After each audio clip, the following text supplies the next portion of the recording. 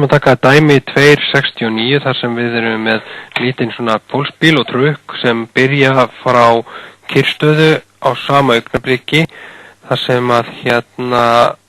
sem að litli bíllinn einhverju fjalla fyrir aftan trukkin. Trukkurinn með fasta hröðun, að trukkur jafnt og 2,10 metrar á sekúndu í öðru og litli bíll jafnt og 3,40 metrar á sekúndu í öðru.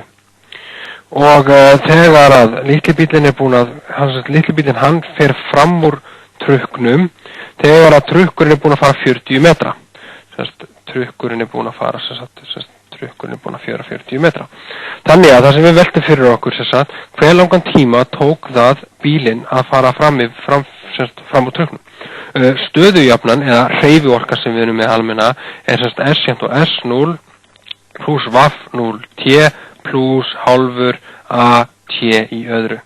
Og það sem við þurfum að gera það að við þurfum átt okkur því að þeir fóru báður úr kyrrstöðu bílarnir, eða trukkurinn fóru kyrrstöðu. Þannig að við erum að velta fyrir okkur með trukkin að því að ég glemdi að skrifa hér á standa AT öðru, AT öðru. Og það sem við gerum það að við erum ekki búin að fara neina fjallað í byrjun, við erum ekki með neitt hraða, þannig að stöðujafnun okkar lítur svona út, S jafnt og hálfur AT í öðru út. Og við vitum að trukkurinn búin að fara 40 metra og við vitum að hröðunin á honum 2,10 metrar á sekúndu í öðru. Þannig við þurfum að einangra T öðru þannig við markvöldum báðarhliðum að 2, þannig við erum 2S jafnt og AT í öðru. 2S deilt með A jafnt og T í öðru, þannig að rótin, við fáum þá T jafnt og rótin af 2S deilt með A, sem gefur okkur rótin af tvisvar sinnum 40 metrum, svona, deilt með 2,10, það er að laga þetta til 40, 2,10 metrar á sekúndu í öðru. Það er að laga þetta til koma skelfilega út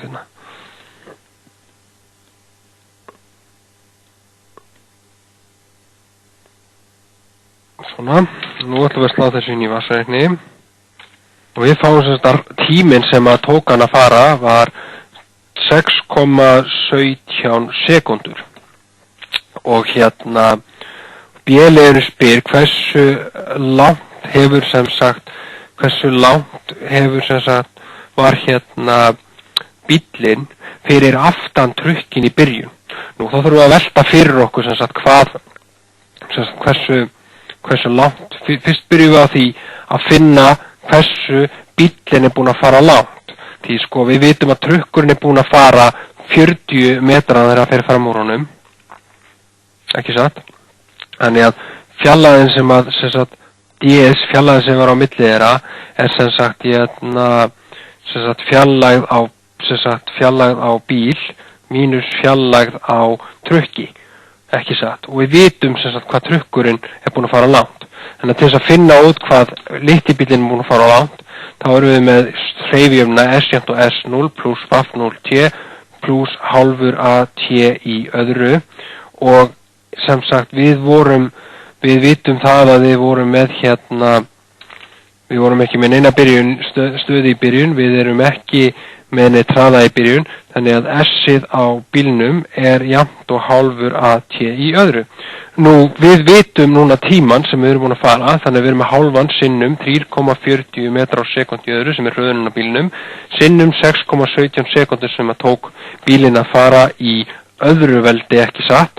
Þannig við erum með 0,5 sinnum 3,40 sinnum 6,17 í öðru veldi og þá fáum við cirka það að bíllinn er búinn að keyra 64,71 meter og þá getum við fundið út hversu langt hann var fyrir aftan trukkin í byrjun og þá tökum við jöfnuna sem við vorum búin að skrifa hérna niður, að D var jafnt á SM mínus ST, þannig að við erum með 64,71 metr sem að hérna bílinn fór, mínus 40 metra sem að trukkurinn var búin að fara, og ef við drögum þetta frá, þá sjáum við það að fjarlægðin á milli í byrjun var 24,77 metrar.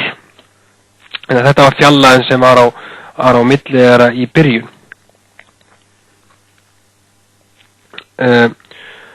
Þá spurt, hver hraði sem sagt á hvorum þeirra þegar þeir í raun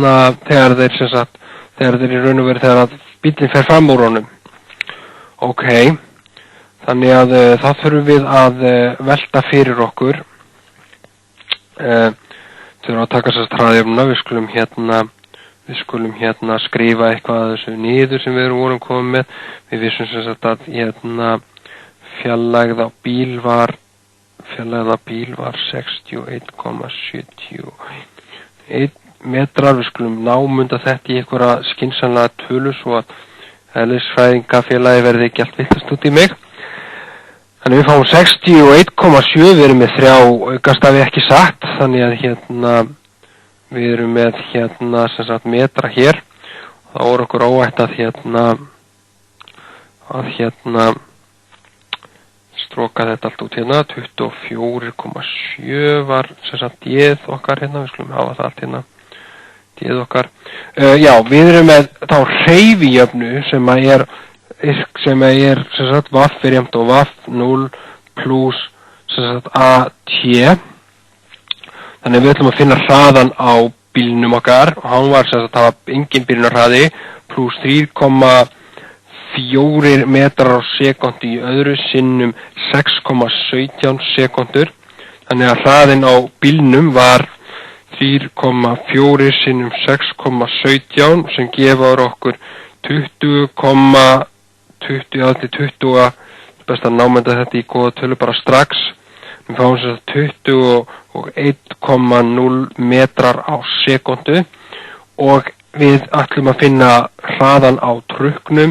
Við erum með vaff í 0 sem 0 í raun og veru til að byrja með. Við erum með 0 pluss 2,10 sekúnd í öðru sinnum 6,17 sekúndur. 2,10 sinnum 6,17.